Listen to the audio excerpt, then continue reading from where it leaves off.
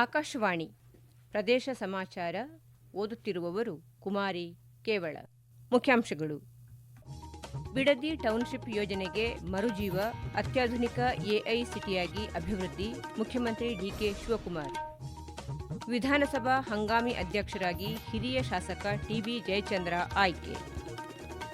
ರಾಜ್ಯದಲ್ಲಿ ಬರ ಪರಿಸ್ಥಿತಿ, ಬೆಳೆಗಳ ಸ್ಥಿತಿಗತಿ ಕುರಿತು ಸಮಗ್ರ ಮಾಹಿತಿ ಸಂಗ್ರಹ, ಸಚಿವ ಎನ್ ಚಲುವರಾಯಸ್ವಾಮಿ. ಬೆಂಗಳೂರು ಕೇಂದ್ರ ನಗರ ಪಾಲಿಕೆ ವ್ಯಾಪ್ತಿಯ 6 ವಿಭಾಗಗಳಲ್ಲಿ ವಿಶೇಷ ಸ್ವಚ್ಛತಾ ಕಾರ್ಯಾಚರಣೆ ಯಶಸ್ವಿ.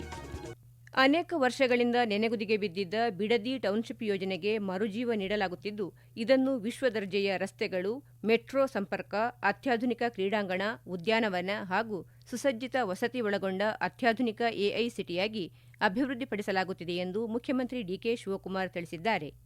ಸಾಮಾಜಿಕ ಜಾಲತಾಣದಲ್ಲಿ ಅವರು, ಈ ಬೃಹತ್ ಯೋಜನೆ ಬೆಂಗಳೂರು ದಕ್ಷಿಣ ಜಿಲ್ಲೆಯ ಚಿತ್ರಣವನ್ನೇ ಬದಲಿಸಲಿದೆ. ರೈತರ ಹಿತರಕ್ಷಣೆಯು ತಮ್ಮ ಸರ್ಕಾರದ ಪ್ರಮುಖ ಆದ್ಯತೆಯಾಗಿದೆ. ಹಿಂದಿನ ಸರ್ಕಾರ ಎಕರೆಗೆ ಕೇವಲ 25 ಲಕ್ಷ ರೂಪಾಯಿ ನಿಗದಿಪಡಿಸಿದ್ದರೆ, ಈಗಿನ ಸರ್ಕಾರ ಪ್ರತಿ ಎಕರೆಗೆ 3 ಕೋಟಿ ರೂಪಾಯಿಗಳಿಗೂ ಹೆಚ್ಚಿನ ಪರಿಹಾರ ನೀಡಲು ತೀರ್ಮಾನಿಸಿದೆ ಎಂದು ಮಾಹಿತಿ ನೀಡಿದ್ದಾರೆ. ಹಣದ ಬದಲಾಗಿ ಭೂಮಿ ಬಯಸುವ ರೈತರಿಗೆ 50% ಅಭಿವೃದ್ಧಿಪಡಿಸಿದ ಜಾಗವನ್ನು ನೀಡಲಾಗುವುದು.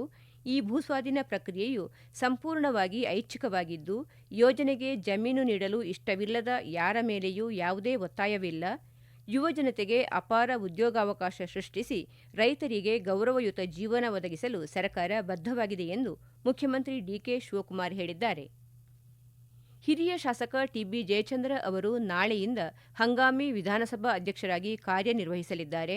ಇದೇ 13ರಿಂದ 27ರವರೆಗೆ 10 ದಿನಗಳ ಕಾಲ ನಡೆಯಲಿರುವ ಮಳೆಗಾಲದ ವಿಧಾನಸಭೆ ಅಧಿವೇಶನವನ್ನು ಅವರು ನಡೆಸಿಕೊಡಲಿದ್ದು, ನಾಳೆ ವಿಧಾನಸಭಾ ಅಧ್ಯಕ್ಷರ ಕಚೇರಿಗೆ ತೆರಳಿ ಕಾರ್ಯ ಆರಂಭಿಸಲಿದ್ದಾರೆ.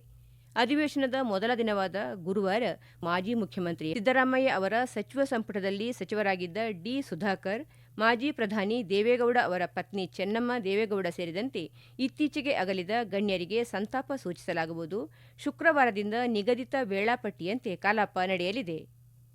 ಮುಖ್ಯಮಂತ್ರಿಯಾಗಿ ಡಿಕೆ ಶಿವಕುಮಾರ್ ಅವರು ಪ್ರತಿಜ್ಞಾವಿಧಿ ಸ್ವೀಕರಿಸಿದ ಸಂದರ್ಭದಲ್ಲಿ ಅವರೊಂದಿಗೆ ಡಾ. ಜಿ. ಪರಮೇಶ್ವರ್ ಅವರು ಉಪಮುಖ್ಯಮಂತ್ರಿಯಾಗಿ ಹಾಗೂ 12 ಶಾಸಕರು ಸಚಿವರಾಗಿ ಪ್ರಮಾಣ ವಚನ ಸ್ವೀಕರಿಸಿದ್ದರು. ಅವರುಗಳಿಗೆ ಖಾತೆಗಳನ್ನು ಹಂಚಿಕೆ ಮಾಡಲಾಗಿದೆ.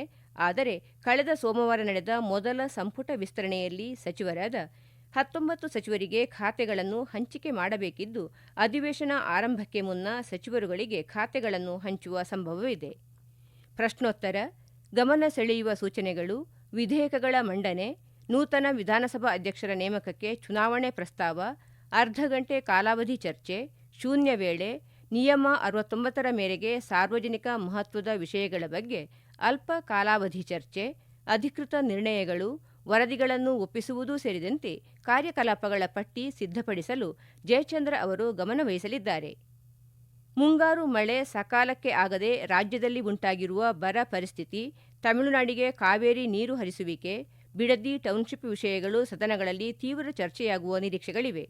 16ನೇ ವಿಧಾನಸಭೆಯ 8ನೇ ಅಧಿವೇಶನವನ್ನು ಯಶಸ್ವಿಯಾಗಿ ನಡೆಸಲು ಅಗತ್ಯ ಸಿದ್ಧತೆಗಳನ್ನು ಸೋಮವಾರದಿಂದ ಆರಂಭಿಸುವುದಾಗಿ ಟಿಬಿ ಜಯಚಂದ್ರ ಅವರು ತಿಳಿಸಿದ್ದಾರೆ.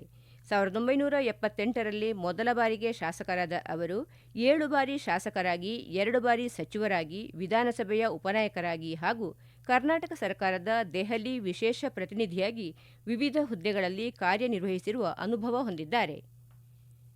ರಾಜ್ಯದಲ್ಲಿ ಬರ ಪರಿಸ್ಥಿತಿ ಉಂಟಾಗಿ 2 ತಿಂಗಳು ಕಳೆದಿದ್ದು, ಮೈಸೂರು ಹಾಗೂ ಮಂಡ್ಯ ಭಾಗಗಳಲ್ಲಿ ಪೂರ್ವ ಮುಂಗಾರು ಅವಧಿಯಲ್ಲಿ ರೈತರು ಬಿತ್ತನೆ ಮಾಡಿರುವ ಬೆಳೆಗಳ ಸ್ಥಿತಿಗತಿ ಕುರಿತು ಸಮಗ್ರ ಮಾಹಿತಿ ಸಂಗ್ರಹಿಸಲಾಗುತ್ತಿದೆ ಎಂದು ಸಚಿವ ಎನ್ ಚಲುವರಾಯಸ್ವಾಮಿ ತಿಳಿಸಿದರು. ಮಂಡ್ಯ ಜಿಲ್ಲೆಯ ಮಳವಳ್ಳಿ ತಾಲೂಕಿನ ರಾಗಿಬೊಮ್ಮನಹಳ್ಳಿ ಹಾಗೂ ಬಂಡೂರು ಗ್ರಾಮಗಳಿಗೆ ಭೇಟಿ ನೀಡಿ ಮುಂಗಾರು ಬರ ಪರಿಸ್ಥಿತಿ ಕ್ಷೇತ್ರ ವೀಕ್ಷಣೆ ಮಾಡಿ ಮಾತನಾಡಿದರು. ಮುಂಗಾರು ಮಳೆ ಆಗಸ್ಟ್ ಮೊದಲ ವಾರದಿಂದ ಆರಂಭವಾಗಿ 2ನೇ ವಾರದೊಳಗೆ ಉತ್ತಮ ಪ್ರಮಾಣದಲ್ಲಿ ಆಗಬೇಕಿತ್ತು. ಆದರೆ ನಿರೀಕ್ಷಿತ ಪ್ರಮಾಣದಲ್ಲಿ ಮಳೆಯಾಗದ ಹಿನ್ನೆಲೆಯಲ್ಲಿ ಅಲ್ಪ ಪ್ರಮಾಣದ ಮಳೆಯನ್ನೇ ಆಧರಿಸಿ ರೈತರು ಬಿತ್ತನೆ ಕಾರ್ಯ ಆರಂಭಿಸಿದ್ದಾರೆ ಎಂದು ಹೇಳಿದರು. ಮುಖ್ಯಮಂತ್ರಿಗಳ ಆದೇಶದಂತೆ ರಾಜ್ಯದ ಎಲ್ಲಾ ಸಚಿವರು ತಮ್ಮ ವ್ಯಾಪ್ತಿಯ ಜಿಲ್ಲೆಗಳಿಗೆ ಭೇಟಿ ನೀಡಿ ಅಲ್ಲಿನ ಬರ ಪರಿಸ್ಥಿತಿ, ಕೃಷಿ ಹಾಗೂ ರೈತರ ಸಮಸ್ಯೆಗಳ ಕುರಿತು ಸ್ಥಳ ಪರಿಶೀಲನೆ ನಡೆಸಿ ಸಮಗ್ರ ಮಾಹಿತಿ ಹಾಗೂ ವಿವರಗಳನ್ನು ಪಟ್ಟಿ ರೂಪದಲ್ಲಿ ಸರ್ಕಾರಕ್ಕೆ ಸಲ್ಲಿಸಬೇಕಾಗಿದೆ. ಅದರಂತೆ ಸಚಿವರು, ಶಾಸಕರು ಹಾಗೂ ಜಿಲ್ಲಾಡಳಿತದ ವತಿಯಿಂದ ಬರ ಪರಿಸ್ಥಿತಿಗೆ ಸಂಬಂಧಿಸಿದ ಮಾಹಿತಿಯನ್ನು ಸಂಗ್ರಹಿಸಿ ಸರ್ಕಾರಕ್ಕೆ ಸಲ್ಲಿಸಲಾಗುವುದು ಎಂದು ಹೇಳಿದರು. ಪ್ರದೇಶ ಸಮಾಚಾರ ಕೇಳುತ್ತಿದ್ದೀರಿ. ನಮ್ಮ ಎಲ್ಲಾ ರಾಷ್ಟ್ರೀಯ ವಾರ್ತೆಗಳು ಹಾಗೂ ಪ್ರದೇಶ ಸಮಾಚಾರ ಈಗ ಆಕಾಶವಾಣಿ ನ್ಯೂಸ್ ಕನ್ನಡ ಯೂಟ್ಯೂಬ್ ಚಾನೆಲ್ನಲ್ಲಿ ಲಭ್ಯ. ನಮ್ಮ ಎಕ್ಸ್ ಖಾತೆ ಮತ್ತು ಇನ್ಸ್ಟಾಗ್ರಾಂ ಖಾತೆ ಆಕಾಶವಾಣಿ ನ್ಯೂಸ್ ಕನ್ನಡ. ಹೆಚ್ಚಿನ ಮಾಹಿತಿಗಾಗಿ ನಮ್ಮ ಫೇಸ್ಬುಕ್ ಖಾತೆ AIR ಕನ್ನಡ ನ್ಯೂಸ್ ಅನುಸರಿಸಿ. ಮಾಹಿತಿಯ ಹೂರಣ ವಾರದ ಕಾರ್ಯಕ್ರಮ ಪ್ರಚಲಿತ ವಿದ್ಯಮಾನ ಪ್ರತಿ ಬುಧವಾರ 9:15ಕ್ಕೆ. ಗದಗ ಜಿಲ್ಲೆಯಲ್ಲಿ ಉಂಟಾಗಿರುವ ಬರ ಹಾಗೂ ಬೆಳೆಹಾನಿಯ ಪರಿಸ್ಥಿತಿಯ ಕುರಿತು ಸಂಪುಟ ದರ್ಜೆ ಸಚಿವ ಬಸವರಾಜ ರಾಯರೆಡ್ಡಿಯವರು ಸತತ 3ನೇ ದಿನವಾದ ಇಂದು ಗದಗ ಜಿಲ್ಲೆಯ ನರಗುಂದ ತಾಲೂಕಿನಲ್ಲಿ ಬೆಳೆ ಪರಿಸ್ಥಿತಿಯನ್ನು ಸ್ಥಳಕ್ಕೆ ಭೇಟಿ ನೀಡಿ ಪರಿಶೀಲಿಸಿದರು. ನರಗುಂದ ತಾಲೂಕಿನ ಚಿಕ್ಕ ನರಗುಂದ ಸರಹದ್ದಿನ ವಿವಿಧ ರೈತರ ಜಮೀನುಗಳಿಗೆ ಭೇಟಿ ನೀಡಿದ ಸಚಿವರು ಹೆಸರು, ಈರುಳ್ಳಿ ಹಾಗೂ ಹತ್ತಿ ಬೆಳೆಗಳ ಸ್ಥಿತಿಗತಿಯನ್ನು ಪರಿಶೀಲಿಸಿದರು. ಮಳೆಯ ಕೊರತೆಯಿಂದ ಬೆಳೆಗಳ ಮೇಲೆ ಉಂಟಾಗಿರುವ ಪರಿಣಾಮದ ಕುರಿತು ಅಧಿಕಾರಿಗಳು ಹಾಗೂ ರೈತರಿಂದ ಮಾಹಿತಿ ಪಡೆದುಕೊಂಡರು. ಈ ಸಂದರ್ಭದಲ್ಲಿ ಸ್ಥಳೀಯ ರೈತ ಮುಖಂಡರೊಂದಿಗೆ ಸಂವಾದ ನಡೆಸಿದ ಸಚಿವ ಬಸವರಾಜ ರಾಯರೆಡ್ಡಿಯವರು ಬರದಿಂದ ರೈತರು ಎದುರಿಸುತ್ತಿರುವ ಸಮಸ್ಯೆಗಳು, ಬೆಳೆಹಾನಿಯ ಪ್ರಮಾಣ ಹಾಗೂ ಮುಂದಿನ ದಿನಗಳಲ್ಲಿ ಕೈಗೊಳ್ಳಬೇಕಾದ ಕ್ರಮಗಳ ಕುರಿತು ಮಾಹಿತಿ ಪಡೆದರು. ರೈತರ ಸಂಕಷ್ಟಕ್ಕೆ ಸ್ಪಂದಿಸುವ ನಿಟ್ಟಿನಲ್ಲಿ ಸರ್ಕಾರದ ಮಟ್ಟದಲ್ಲಿ ಅಗತ್ಯ ಕ್ರಮಗಳನ್ನು ಕೈಗೊಳ್ಳಲಾಗುವುದು ಎಂದರು. ಬೆಂಗಳೂರು ಕೇಂದ್ರ ನಗರ ಪಾಲಿಕೆ ವ್ಯಾಪ್ತಿಯಲ್ಲಿ ಸ್ವಚ್ಛತೆ ಕಾಪಾಡುವುದು ಹಾಗೂ ತ್ಯಾಜ್ಯ ಮುಕ್ತ ನಗರ ಪಾಲಿಕೆಯನ್ನಾಗಿಸಿ ಸುಂದರ ನಗರವನ್ನಾಗಿ ರೂಪಿಸಲು ನಗರ ಪಾಲಿಕೆ ವ್ಯಾಪ್ತಿಯ 6 ವಿಭಾಗಗಳಲ್ಲಿನ ಮೆಟ್ರೋ ಹಾಗೂ ರೈಲು ಮಾರ್ಗಗಳ ಸುತ್ತಮುತ್ತಲಿನ ಪ್ರದೇಶಗಳಲ್ಲಿ ವಿಶೇಷ ಸ್ವಚ್ಛತಾ ಕಾರ್ಯಾಚರಣೆಯನ್ನು ಯಶಸ್ವಿಯಾಗಿ ಕೈಗೊಳ್ಳಲಾಗಿದೆ ಎಂದು ಪಾಲಿಕೆಯ ಆಯುಕ್ತರಾದ ಜಗದೀಶ್ ಜಿ ಅವರು ತಿಳಿಸಿದ್ದಾರೆ. ಇಂದು ಸುದ್ದಿಗಾರರೊಂದಿಗೆ ಮಾತನಾಡಿದ ಅವರು, ಬೆಂಗಳೂರು ಕೇಂದ್ರ ನಗರ ಪಾಲಿಕೆ ವ್ಯಾಪ್ತಿಯಲ್ಲಿ ಸ್ವಚ್ಛತೆ ಕಾಪಾಡುವುದು ಹಾಗೂ ತ್ಯಾಜ್ಯ ಮುಕ್ತ ನಗರ ಪಾಲಿಕೆಯನ್ನಾಗಿಸಿ ಸುಂದರ ನಗರವನ್ನಾಗಿ ರೂಪಿಸಲು ಹಾಗೂ ಸ್ವಚ್ಛ ಸರ್ವೇಕ್ಷಣಾ 2025-26ರ ಶ್ರೇಯಾಂಕ ಪಟ್ಟಿಯಲ್ಲಿ ರಾಷ್ಟ್ರ ಮಟ್ಟದಲ್ಲಿ ಉತ್ತಮ ಸ್ಥಾನ ಗಳಿಸಬೇಕಾಗಿದೆ ಎಂದರು. ಈ ನಿಟ್ಟಿನಲ್ಲಿ ಬೆಂಗಳೂರು ಕೇಂದ್ರ ನಗರ ಪಾಲಿಕೆ ವತಿಯಿಂದ ಹಮ್ಮಿಕೊಂಡಿರುವ 3ನೇ ಹಂತದ ವಿಶೇಷ ಸ್ವಚ್ಛತಾ ಅಭಿಯಾನದ ಕಾರ್ಯಕ್ರಮಕ್ಕೆ ಈಗಾಗಲೇ ರೂಪಿಸಲಾಗಿರುವ ಸ್ವಚ್ಛತಾ ಕಾರ್ಯ ವೇಳಾಪಟ್ಟಿಯಂತೆ ಕೇಂದ್ರ ನಗರ ಪಾಲಿಕೆ ವ್ಯಾಪ್ತಿಯ 6 ವಿಭಾಗಗಳಲ್ಲಿ ಮೆಟ್ರೋ ಹಾಗೂ ರೈಲು ಮಾರ್ಗಗಳ ಸುತ್ತಮುತ್ತಲಿನ ಪ್ರದೇಶಗಳಲ್ಲಿ ವಿಶೇಷ ಸ್ವಚ್ಛತಾ ಕಾರ್ಯಾಚರಣೆಯನ್ನು ಯಶಸ್ವಿಯಾಗಿ ಕೈಗೊಳ್ಳಲಾಗಿದೆ ಎಂದು ತಿಳಿಸಿದರು. ಯುವಜನರು ಕ್ರಿಯಾಶೀಲರಾಗಿ ತಮ್ಮ ಸಾಮರ್ಥ್ಯವನ್ನು ಹೆಚ್ಚಿಸಿಕೊಂಡು ದೇಶದ ಅಭಿವೃದ್ಧಿಗೆ ತಮ್ಮನ್ನು ತಾವು ತೊಡಗಿಸಿಕೊಳ್ಳಲು ಮ್ಯಾರಥಾನ್ ಓಟದ ಕ್ರೀಡೆಗಳು ಹೆಚ್ಚು ಸಹಕಾರಿಯಾಗುತ್ತವೆ. ಈ ನಿಟ್ಟಿನಲ್ಲಿ ಯುವಜನರು ಹೆಚ್ಚು ಕ್ರೀಡಾ ಚಟುವಟಿಕೆಗಳಲ್ಲಿ ಸ್ವಯಂ ಪ್ರೇರಿತರಾಗಿ ಭಾಗವಹಿಸಬೇಕೆಂದು ಚಿಕ್ಕಬಳ್ಳಾಪುರ ಜಿಲ್ಲಾಧಿಕಾರಿ ಜಿ. ಪ್ರಭು ಕರೆ ನೀಡಿದ್ದಾರೆ.